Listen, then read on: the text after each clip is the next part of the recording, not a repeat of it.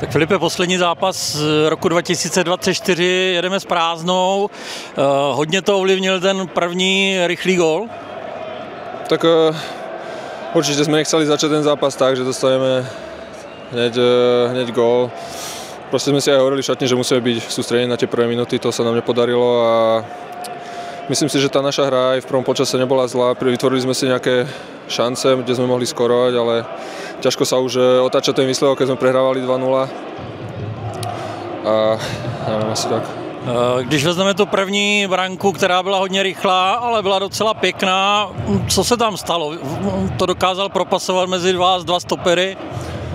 Tak hlavne oni si to rozohrali z autu, tam sme nedobre dostupovali tých hráčov, mal veľa priestoru odcentrovať, to tam bola nejaká stečovaná, tá centrovaná lopta a on si to nejak prebral na prsia, otočil do polovratu a hneď to strieľal a sme to nejak nezablokovali tam. Pak přišel další nešťastný moment, to byla tvoje ruka, hodně nešťastná?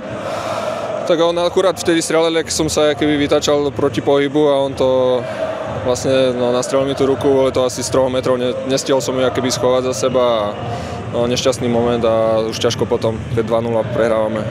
Ten zápas se ale nelámal těma nešťastnýma momentama, ale možná těma našima neproměněnýma šancema, protože potom vedení Baníku jsme měli 3-4, dá se říct, tutovky. Tak áno, určite je to dobrý impuls, že sme to proste nevzdali, že sme dostali v prvom počase ďalšie góly, že sme si vytvorili tie šance, že sme pokračovali v tej hre, ktorú sme chceli. A vytvorili sme si tie šance a išli sme do toho druhého počasu s tým, že proste veríme, že dáme nejaký kontaktný gól, čo sa nám v závere podarilo, ale proste sme to nezvládli v závere a dali nám tretí gól. Máš za sebou první půlrok působení na Slovácku, jak bys ho hodnotil? Tak ja som hlavne veľmi rád, že som dostal tú príležitosť vlastne hneď od začiatku, keď som sem prišiel, veľmi si to vážim a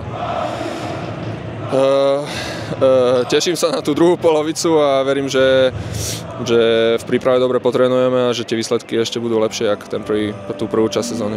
Těšíš se na druhou polovinu, takže bude v modrém dresu Slovácka? Tak to neviem, ale zatiaľ som tu a verím, že to tak bude aj naďalej. Co bys popřál fanouškům k Vánocům a do nového roku? Tak chcel by som im aj poďakovať, ako nám v tej prvej polovici fandili, lebo to bolo to super aj na domácich štadiónoch a hlavne aj keď chodili na tie výjazdy. A hlavne veľa pohody v okruhu najbližších a hlavne zdravia, lebo to je asi to najdôležitejšie. Tak šťastné a veselé i tobě.